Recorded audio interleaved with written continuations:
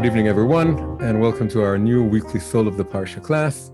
We have now reached the Parsha Vayechi. Vayechi is the 12th and final Parsha of the first book in the 5 books of Moses for the closing Parsha of Genesis. So it's an important step in our journey this year. We're closing the first book. And our topic for today is, what is the good life? How can we define the good life? What years of our life, what period of our lives can we define as the good years, our good years? People argue within themselves, among themselves, as they look back on their lives or they're getting ready for the new stage of their life. They're asking themselves, what are the best years? What were the best years of my life? And maybe if they haven't happened yet, how do I make the next years the best years of my life? And of course, if you want to be optimistic, you want to think about your life as constantly improving and getting better and better and better. You want every year of your life to be better than the previous year. So that in order to do that, in order to strive for that, you need to ask yourself, what is a good year? What is a good life? What makes a certain period of my life good? So that's our question for today. So how does the Parsha, what does the Parsha tell us about? The Parsha is called Vayechi. Vayechi means he lived. Who lives? Yaakov. It's very interesting. It's the second time we have this so far, that we have a Parsha that has the word life in its title. The first time was Chayei Sarah. But that talks about the death of the person whose life we are talking about. So in Chayei Sarah, this was very extreme. She dies at the very, very, very beginning because it really sums up her life. It's called Chayei Sarah because that's the opening words, but it tells us about the end of the life of Sarah. And then the whole Parsha takes place after she passes away.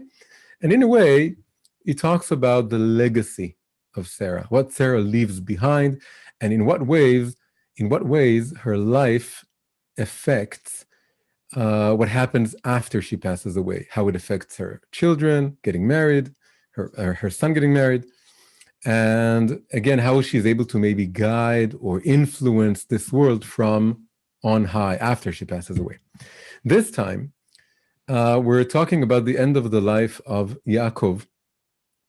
Since this is the end of Genesis, Genesis is the book of the fathers and mothers, the patriarchs and matriarchs, and Yaakov is the third and final one. And this is his last chapter. This is the chapter in which Yaakov reaches the end of his life and his purpose. And that's what the Parsha is dedicated to, is transmitting the blessings, the message maybe, what final words and things he has to do, the final things he needs to transmit to his sons, the future tribes of Israel, especially Yosef. Yosef, in many ways, is unique among the children in the sense that he doesn't become a tribe. His 2 children become 2 tribes. There's no Yosef tribe. Yosef is sort of an intermediate between Yaakov and the tribes.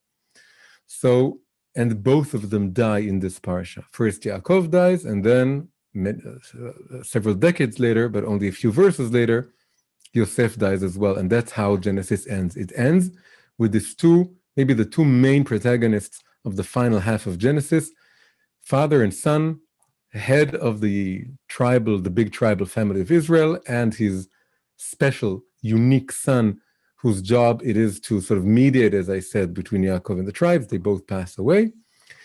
But this time, it's not like Chayei Sarah.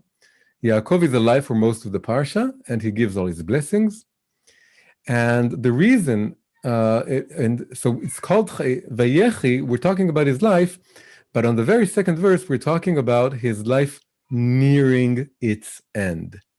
So Chayei Sarah spoke about, in both of them, we have a tension between life and death, right? There's life in the title, but the protagonist dies, and there's sort of a tension between these 2 levels. But whereas for Sarah, it was life going on after her death, this is the end of one's life. How does one make use or use the final years of one's life? So let's read the first 2 verses, It starts, Jacob lived 17 years in the land of Egypt, so that the span of Jacob's life came to 147 years. That's the first verse. Second verse, and the time approached for Israel to die. In the first verse, he was called Yaakov. In the second one, he's called Israel. And take note of that because we'll talk about this later. So it starts with summing up two periods of his life. First, the last 17 years of his life that he spent in Egypt after reuniting with his son. And then altogether, he was 147 when he died. And then the second verse begins with the words, and the time approached, Vayikrevu yemei Yisrael, the days of Israel, that's the literal translation, came near or neared their end. And he was about to die. So now he's summing up his life. So we're talking about this. This is not, again, this is the end of life, but still within life. And the question is, what do you do in those final years? And how do you sum up your life? How do you look back? And how do you look forward to your last days? What do you do in your last days? And of course, we never know when our last day is. So it's really a question for everyone at every age. Every age, we don't know when, the decree will come out that we, God forbid, our life is going to end. So this consciousness of life may be ending, and how do we make use of our time is a very vital question for everyone. Now, the Parsha begins, as I said, with two numbers, but one in particular. The second number is 147. That's the entire period. That's the Yaakov's age when he dies. He was 147. But it starts with Vayechi Yaakov be'eretz Mitzrayim 17 shana. Yaakov lived in Eretz Mitzrayim, in the land of Egypt, 17 years. So it starts with a number. The number is the last years of Yaakov's life. What characterized those years? It was the years in which he reunited with Yosef, and he realized Yosef was alive. He always suspected, but he didn't know for sure. And then he realized as Yosef is alive, he reunites with him. And in fact, the entire family is reunited. The whole decades-long dispute between Yosef and his siblings is resolved. And all of his troubles are behind him. And he has the quiet 17 years before he passes away. So that's why the Torah focuses on this number. The 17 years, final 17 years of Yaakov's life, spent not in Eretz Israel, in Egypt, however, being very, very good, very, restful. He finally, after having a very long, hard life, he gets to have rest in his final 17 years. Now, the number 17 has already appeared in the Torah, and it has appeared in not so far ago. It appeared in the beginning of Parshat Vayechi, which tells the beginning of Yosef's story. Yosef's story began 3 parshot ago in Vayechi, and here it ends alongside his father. And that parsha began after it says that Yaakov Vayechi, that he settled in the land of his fathers. It says, Ele toldot Yaakov Yosef. These are the offsprings, or the history, the chronicles of Yaakov. Yosef was 17 years when he was a shepherd with his brothers, and he accompanied the children of the maidservants and all this. So the number 17 has already appeared. Number 17 was mentioned regarding the first 17 years of Yosef's life. So twice in Genesis, not that far away, not that far apart from each other, where the Torah makes a point of mentioning 2 periods, each containing 17 years. The first one, that was a few parshas ago, was the first 17 years of Yosef's life. And the second, right now, is the last 17 years of his father Yaakov's life, right? And our focus today is to compare and contrast and get a feeling for what happened during those 2 blocks of 17 years and what made them similar and what made them different. And this would help us get a good idea of how to make use of our time and how to really relate to our own lives. Now, note that, of course, there was a long gap between these two periods of Yaakov's life. There was a 22-year gap in between. So let's recount. Yaakov gives birth to Yosef when he's 91 years old, not in Eretz Israel. That's still when he's still in Haran. He's still only called Yaakov. He hasn't battled the angel and was given the name Yosef. Rachel hasn't died yet, obviously. And Yosef is the last son that is born in Haran. Binyamin is going to be born on the way to Eretz Israel. And then he still has a dispute with Lavan, and he gets over it, and he gets all the way to Eretz Israel. Rachel gives birth to Binyamin and dies. And then when Yosef becomes 17, and at this point Yaakov is 108, Yosef is being sold to the Ishmaelites and is carried all the way to Egypt.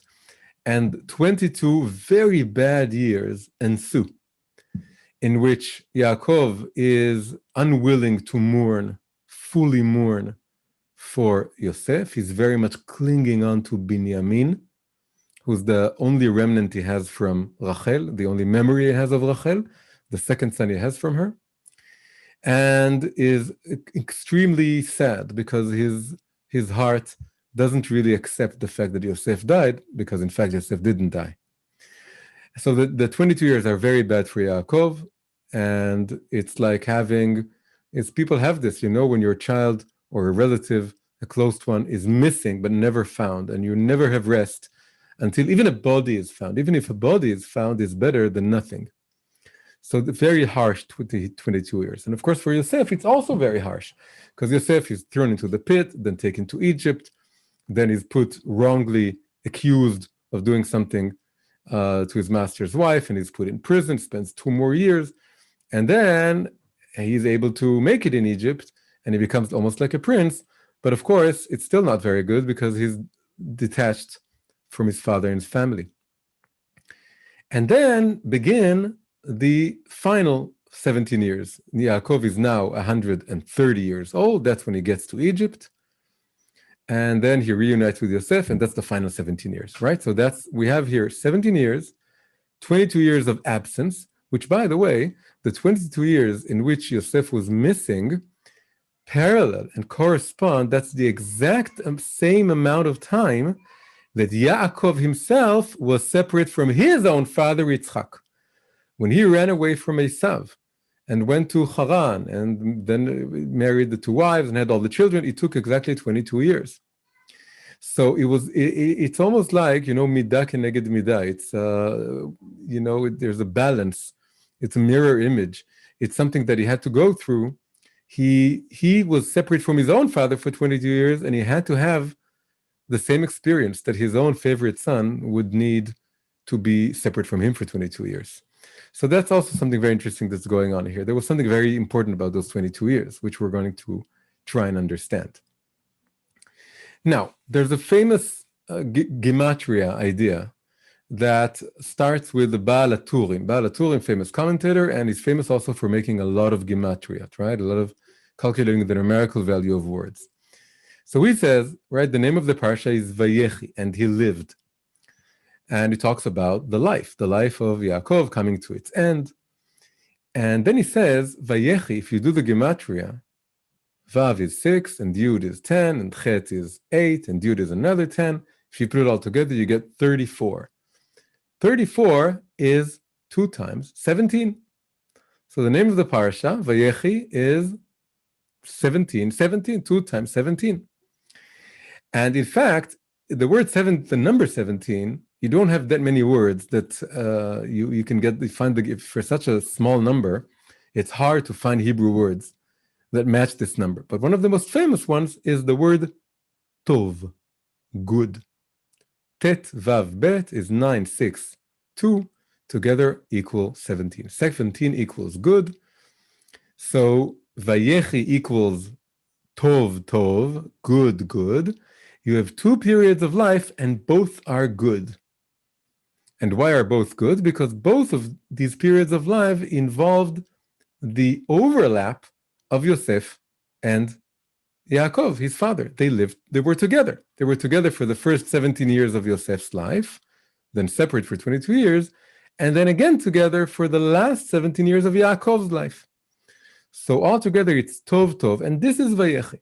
So, says the Baal HaTurim, the Parsha opens with the word Vayechi in order to tell us that the only years in which he truly lived were those 34 years, although there were 22 years apart between both periods. But those 34 years that he was with Yosef, from the moment Yosef was born until Yosef died, and from the moment they were reunited until Yaakov died, from the moment Yosef was born to the moment Yosef was sold, and then from the moment they were reunited to the moment Yaakov passed away, these two periods of his life are the only years that could be considered a life. That he didn't really, life was so hard for him until Yosef was born.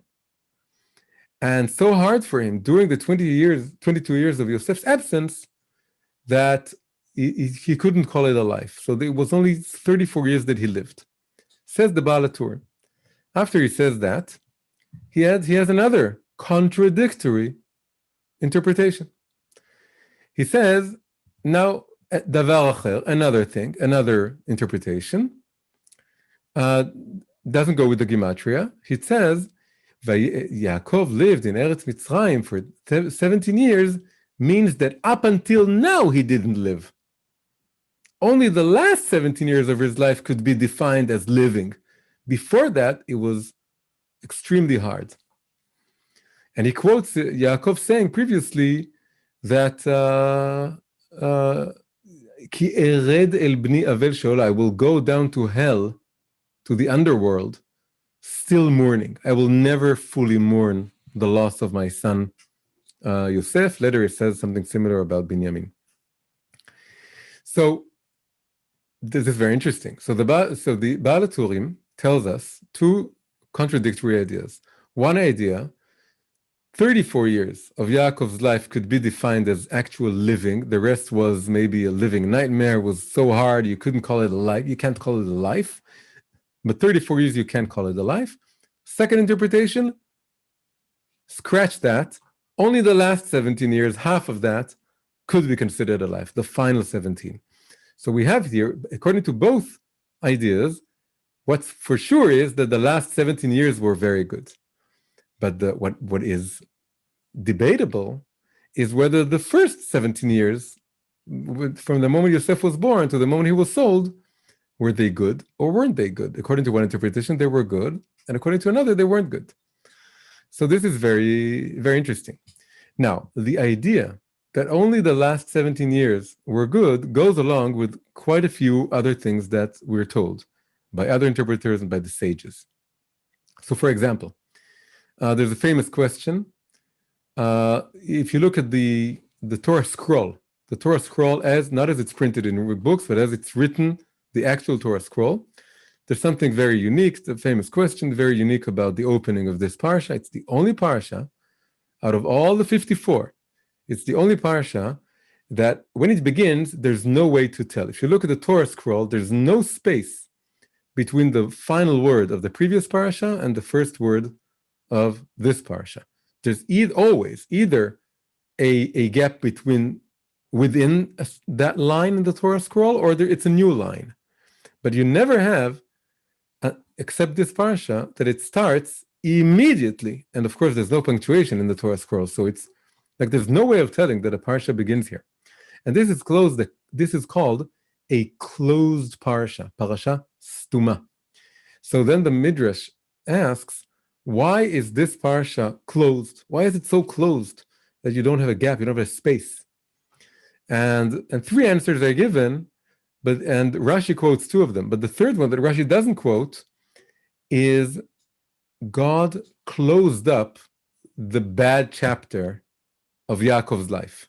He ended all his troubles. That's one of the interpretations, right? So that goes along with the second interpretation by the Baal HaTurim, that up until he was 130, when he came to Egypt reunited with Yosef, it was all full of troubles, a troublesome life. That's the word tzarot, troubles.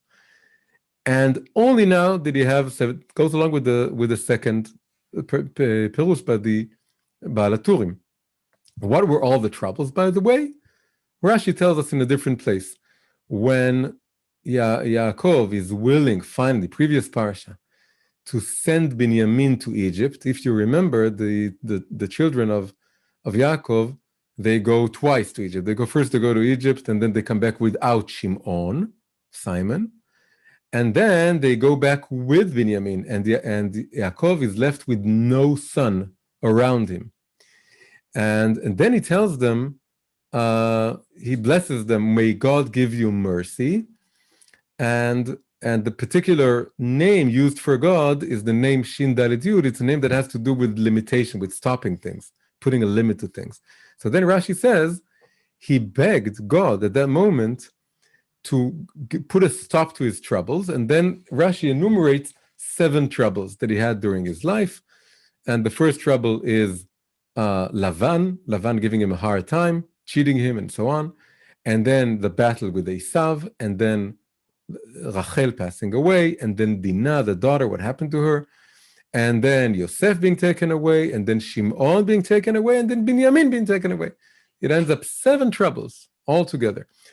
And so the final trouble was Binyamin going away. That's why he says it at that particular time. As Binyamin is being carried off, he says, God give you mercy, and this is the 7th trouble, the 7th disaster that I'm having. And God, please make this stop. And of course, it does stop. And then they go back and tell him Yosef is alive and he's reunited. And that ends his 7 troubles that have, been carrying over all those 130 years. So that means and in fact, he says that when he comes to Egypt, and Pharaoh asks him, who are you and how old are you? And he says, I'm 130 years old. Few and bad have been the years of my life. So he says it's an explicit verse. All of my 130 years were bad. Bad is the opposite of good. So it wasn't good. Only the last 17 years are good. However, remember, we still have the Gematria and the Perush, the interpretation of the Baal HaTurim, the first one, that those 17 years, out of the 130, the 17 years that he spent between age 91 and age 108, that he spent with young Yosef, were also good. So again, we have this tension. So what do we make of this? What does it mean that he had 17 good years, but maybe not so good because he also defines them as bad, but then he had 17 years that according to all opinions were the best? So there's a famous saying by the Rebbe, the Lubavitcher Rebbe. The Lubavitcher Rebbe, he would meet, of course, a lot of people. And he would ask them what's going on with their lives, what are they doing, and how are they doing. He wanted everyone to be an emissary and to be a shaliach and to do as many things as they can, to spread Judaism and to teach and to do good deeds. And people would sometimes tell him, what I'm doing is I think it's good enough. I think it's good enough. It's good. It's good. I don't need to do more than that. I'm doing good. And then he would tell them, if good is good, isn't better better? That's what the things that the saying that he said. In Yiddish it goes, if good is good, is besser nicht besser. If good is good, isn't better better? And by saying that, he would encourage them never settle for just good. Good is good, right? Good is good. Good is great. But if good is good, you will have to agree that better is even better. So why stop at good? And that's maybe one thing we can say. We can say that the first 17 years were good, but when the last 17 years come along, that is, when Yosef comes to Egypt, Yaakov comes to Egypt, and he's reunited with Yosef, and then he sums up, he says, up until now, it was all bad compared to this. Now, the better is so better that I now retroactively understand that the 17 good years weren't so good, really, in comparison to this. It can get better. So what we have here is 2 levels of good. And the first level being such a level that from a certain perspective can be seen as bad. So now we want to crack this open and we want to understand it's not like you have 130 years, bad years, as Yaakov says when he gets to Egypt, and then 17 good years, is that out of the 130, there's a special period of time that's in between. That's not that it's contained within the 130 bad years. Few and bad were my years. But on the other end, it's 17. He has Yosef. He loves Yosef. And it's 17 equals good, right? So there's something interesting going on here that we need to figure out. Now it goes like this. First, what characterizes these two periods of time is, as we said before, this is the overlap of Yaakov and Yosef together. There were 91 years before. There's going to be 22 years in between. But what characterizes these two periods of time is that Yaakov and Yosef were together.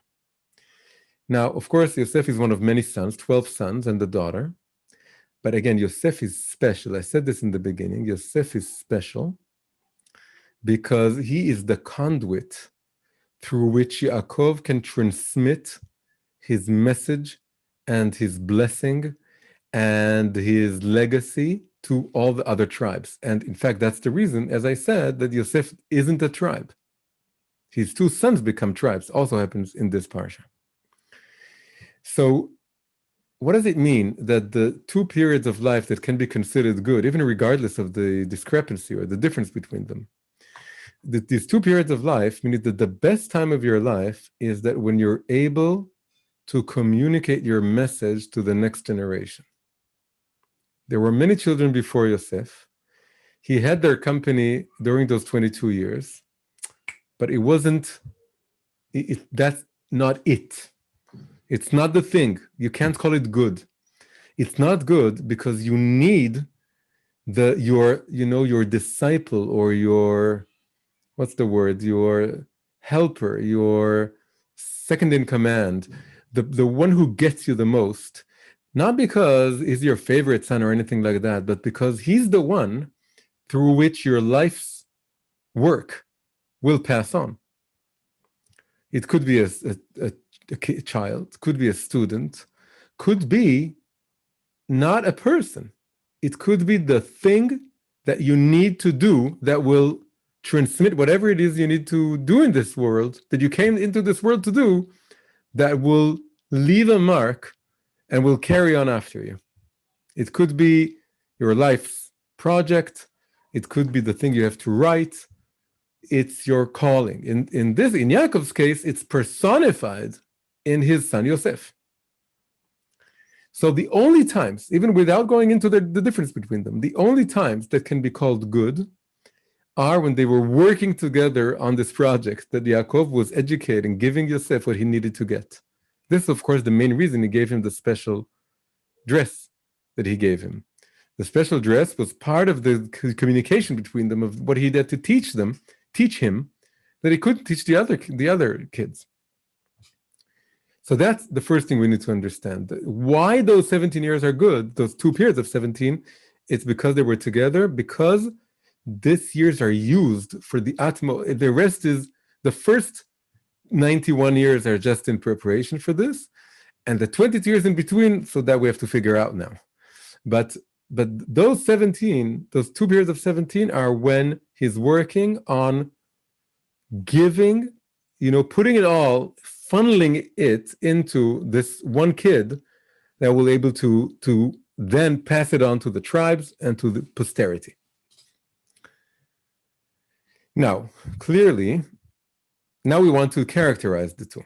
So we're going to go in two ways. So the first characteristic is very simple, and we said it already. We can say that the first period, right, both of them have to do with father and son, Yaakov and Yosef. But the first 17 are more connected to Yosef because it's the first years of Yosef's life. And the second period of 17 are more connected to Yaakov because it's the last 17 years of his life. Interesting. We would think that if the whole idea is the father passing on something to the son, that the father would be the focal point of the first period and the son the focal point of the second. But here it turns out the opposite, because the first period is the first 17 years life, the first 17 years of the son's life, and the last 17 years are the last 17 years of the father's life. So in a way, Both periods have to do with both characters, but the center of gravity lies with the sun, and that's how they're called, right? That how was the verse that Yosef ben 17, Yosef was 17 years old, right? It goes with the word Yosef, the first one. And the second is Vayechi Yaakov 17 shana. Yaakov lived 17 years. So the first 17 years go with Yosef more, and the last 17 years go with Yaakov more, although both of them have to do with the overlap. So that's one characterization. Now we'll go into the second one. In order to understand the second one, we need to open up a very beautiful, very, very deep reading of the Zohar for the first two verses of our Parsha. So again, the first two verses says, Vayechi Yaakov, Yaakov lived in the land of Egypt. And second verse is, and the days of Israel neared their end. Right? So the Zohar tries to figure this out. He says, the Zohar starts like this. So we're going to go over this little Zohar piece.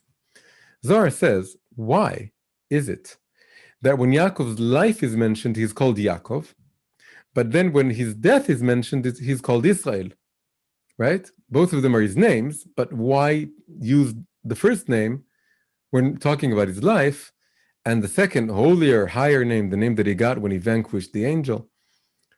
Why is that mentioned regarding his death? So in order to answer that, the Zohar asks another question. And it says, the exact phrasing, wording used when we're talking about Israel, Yaakov Israel nearing his end, it says, Vayikrevu yemei Yisrael lamut. And the days of Israel neared his end. Now it says days in the plural.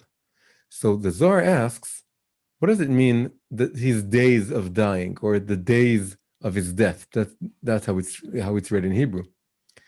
You only die. Your death is instantaneous. Maybe dying could take a lot of time. We consider all life we're dying, but death itself is instantaneous. So what does it mean, days? And then the Zohar gives his revolutionary, original, beautiful interpretation, and it says the following: what does it mean that his days neared? So the Zohar says, when one reaches the final moment, because again, death is instantaneous, it's one moment. During that final moment, as your soul is being taken out of your body and goes back to its source, to God above, all of the days of your life, this is why it's days in the plural, all of the days of your life come near, gather round, they all come up, and they stand before God in that one moment. It's like the famous cliche that as you're dying, your life flashes before your eyes. So the Zohar says this, but in a different way. Not that it flashes before your eyes, but it all comes to stand before God Almighty.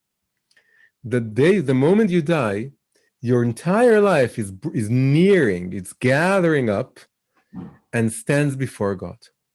And then the Zohar says, fortunate is he, or blessed is he, for whom all the days can come without shame. That they all come and they're not ashamed of coming because there's nothing bad in them. So blessed is he who died a righteous person, who made good use of all of his days. All of his days can come before God, and there's no shame, and they stand there and they tell, this is what I did this day and that day and that day and that day.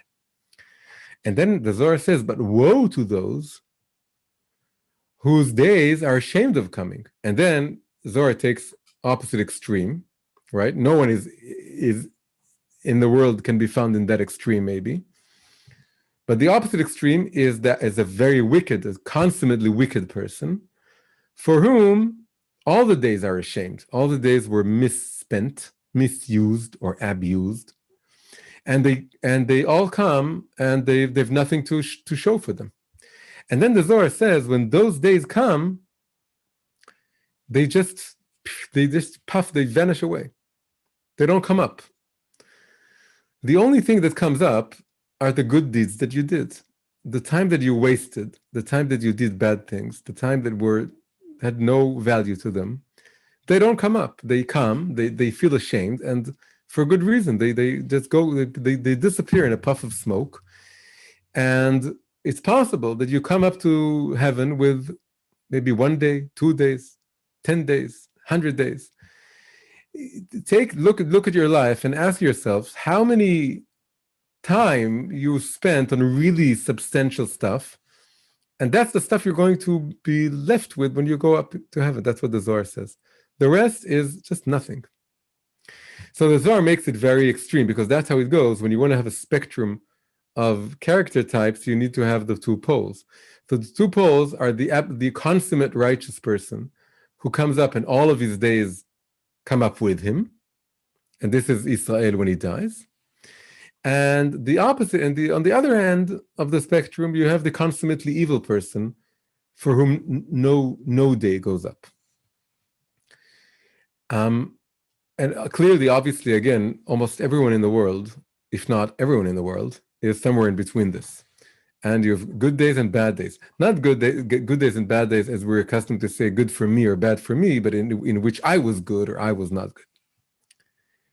But then the Zohar says, and this is why the second verse of the Parsha, talking about the days of nearing their end, talks about Israel, because Israel was more consummately righteous, was more whole, more complete than Yaakov.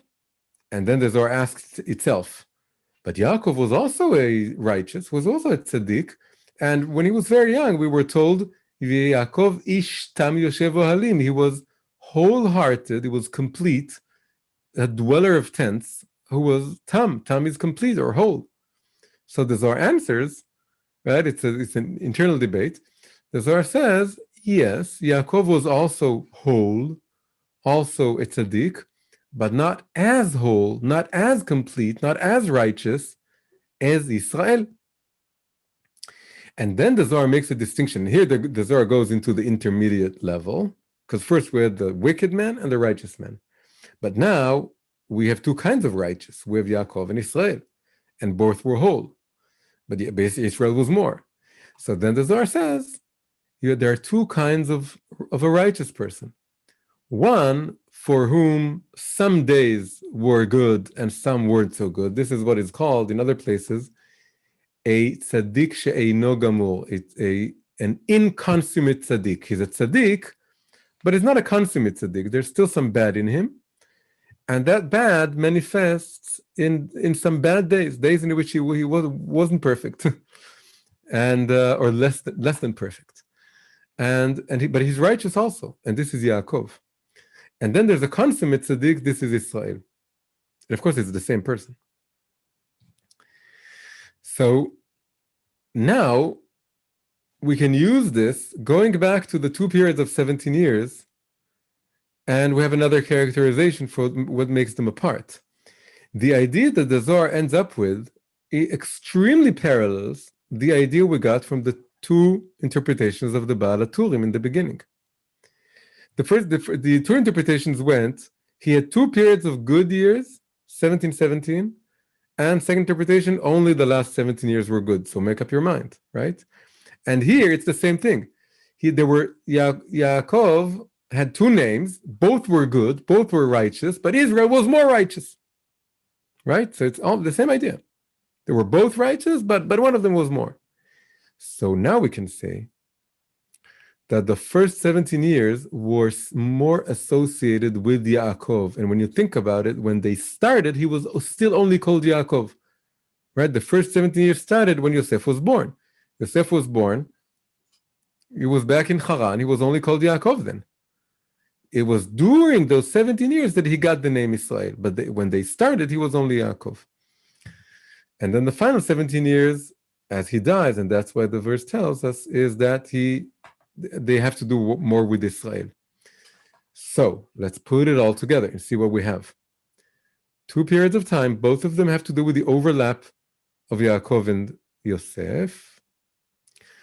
But the first 17 years, the focal point is Yosef, right? Yosef was 17 years when he was sold.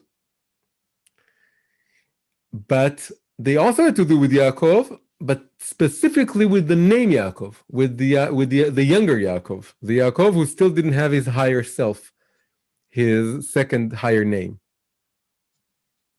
Or he had it, but not really had it, because when they started, he didn't really have it. So again, first 17 years have to do with both Yosef and Yaakov, but Yosef is the central point, and Yaakov is only Yaakov. Second period of 17 years, again, both of them, but Yaakov becomes the central figure, but within Yaakov, it's Dafka, the higher name, Israel. Okay? Right? You're with me. So again, two periods of 17, both of them have father and son, but there's something about the first period of life in which the son is the focal point, but the father isn't fully mature yet. Second period of time, the father becomes mature and becomes the focal point. So now this is where this whole class was to get to this point. So what we're going to say now is the following. There was something about,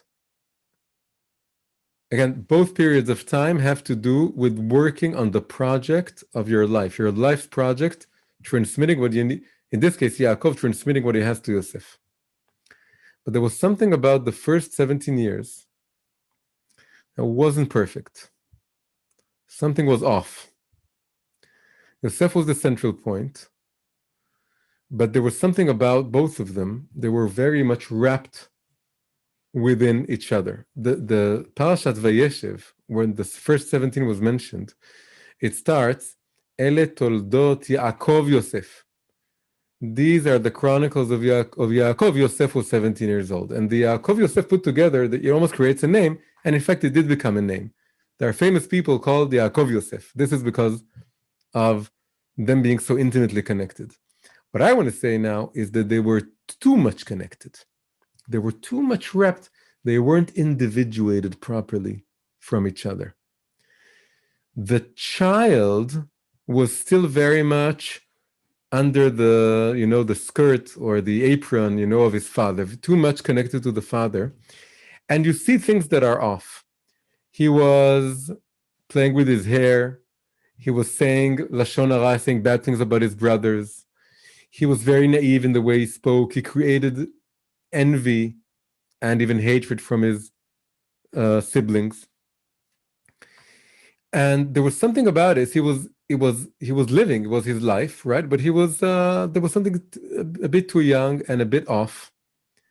And of course, the whole 22 years that he had to pass was in order to completely cleanse him from any remnant of pride or something that wasn't pure. And there was some reason. It's not just their brother's fault that they couldn't listen to his dreams. They felt something was wrong. And he said Lashon Hara, he said, bad gossip about his brothers. That's something forbidden. You shouldn't do that.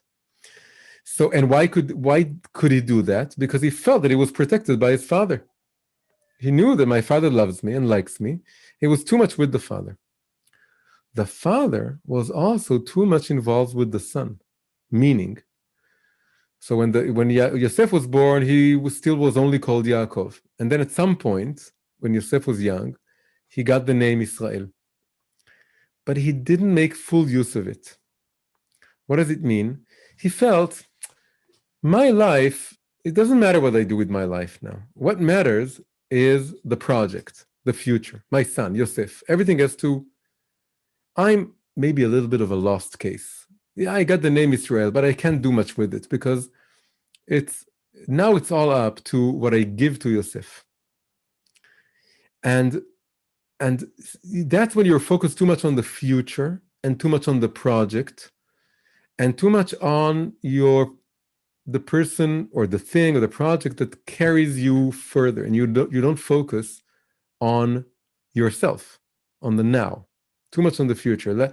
The previous parsha, I think it was, we spoke about, not the previous one, but a little bit before, we spoke about years and days, and we said years have to do with planning your future, and days have to do with living every day and focusing on yourself. And there was something about Yaakov that didn't do this. And the reason those 17 years came to an end is they were good. They were good because Yaakov was focusing on the main project of his life, getting his son ready to pass on this legacy of Abraham and Yitzchak and the connection to God, and to transmit it to the 7 tribes. So that's why they were good, but they weren't so good, and they could be seen as bad in relation to the future 17 years. Because the father and son, the 2 levels that one needs to work on, which is working on the project I need to give to the future, but also working on just myself as a servant of God, it wasn't separate enough. There wasn't individuation. They weren't separate enough. They were too much wrapped one inside the other. The 22 bad years, the really bad years, came in order to force individuation upon both of them. Yosef was forced to make it on his own without his father's protection, without his father's guidance, and without being a favorite, without shining above his siblings. He had to make it on his own, in the pit, in Egypt, in the prison, in Pharaoh's palace. Yaakov, who is now on the way to really becoming Israel, not like he became before, he just got the name, but really becoming Israel, to the point that when he dies, it says that the days of Israel were nearing their end, not the days of Yaakov, because now he's really becoming Israel, is that now he can't, escape his own inner work, his own personal rectification, and say, well, I'm a lost case maybe, and I'm just going to focus on making my son the most righteous man he can be. And many people get this. As they grow older, they say, well, I'm a lost case, but maybe, God willing, my children will be able to do what I wasn't able to do, and they'll do a better job. And then for me, I'm too old to change. I'm too old to work on myself. No.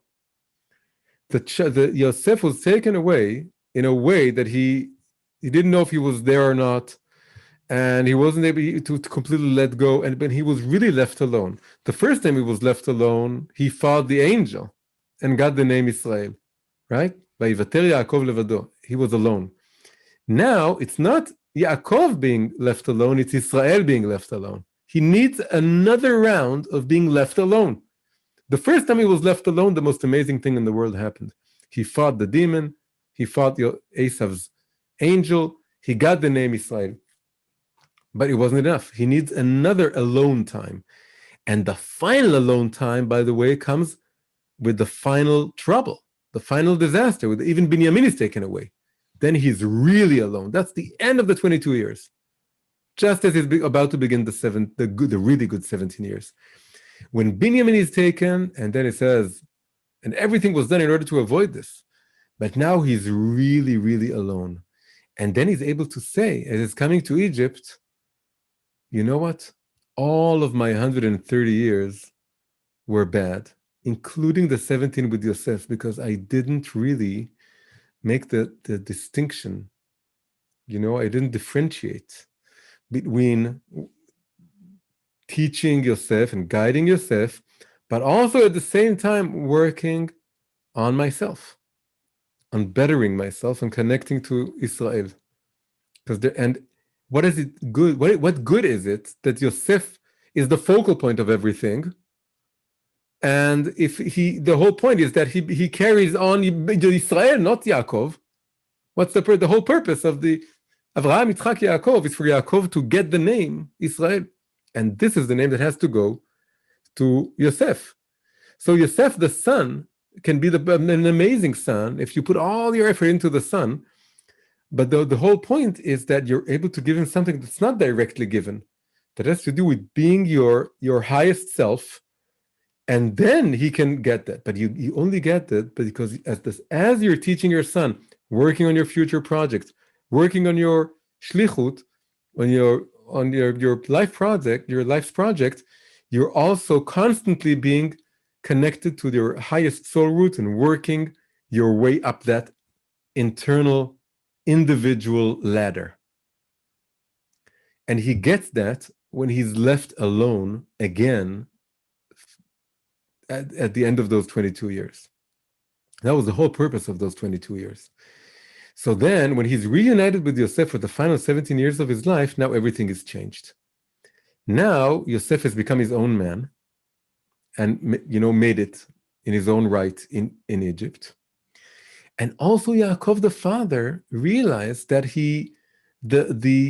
now the second period of transmitting something to Yosef begin, right? Because both periods have to do with the overlap of Yaakov and Yosef and transmitting what you need to your son. But now it's the best overlap. Now it's an overlap post-differentiation, right? The first was pre-differentiated. Now it's post-differentiation. Post-differentiation means now Yaakov is connected internally to his essential higher self, who is called Israel. And Yosef is also separate and, has his own personality. And he's able to stand there. And then Yosef is able to suck in or not suck in, to take in the essence of Israel and really and really be the conduit for what he needs to be. And so this is something very, very beautiful we get out of all of this. We get that both these periods of time are called good because this is those moments, those days of your life in which you're focused on what I need to do. What's my life's project? I know what it is and I'm working on it. It's the best time. It's the good times. These are the good times. But within them, they split into two periods of time. One in which I'm so wrapped up in my project, I'm forgetting myself. I'm saying, well, what does it matter if I'm a good person? As long as the project that I have to leave to the world, that's good. Wrong. And he pays the price. He pays the price of 22 years of separation, of being left alone again. It's a bit like the Alter Rebbe that after the first imprisonment, he was told, now you have to carry your teachings and so on. He had to have another imprisonment. It wasn't enough, the first one. He needed the second one. It's like here, Yaakov needs a second alone time to be left alone in order to really connect with the name Israel. So then the second 17 years become the 17 years in which he is going back to working on his project, but now it's really balanced. Now he's not totally wrapped up in the project. He also is preparing for his own death, focusing on his own inner work, and that in a way transmits to Yosef on a much, much better level. And also, by the way, you see that he's able to do something against Yosef's wishes. The first 17 years, he did everything Yosef wanted. And they were so close. But now he's able to tell him, no, I'm going to switch your sons, and they're going to become two tribes, and Yosef is surprised, and that's the individuation. That's because they now became two different things. So that's what we have from looking closely at this 17 years. Final word, final idea. The image we had from the Zohar, that when one dies, all of his days come, gather, and stand in one instant, all together. They're spread out spatially, because it's not temporal anymore. The time is ended. One's lifetime is ended. And all the days come and spread themselves before God. Then we were told that the days wasted are all gone. Right? That's what the Zohar says. But if you look closely at the Zohar, you get something else.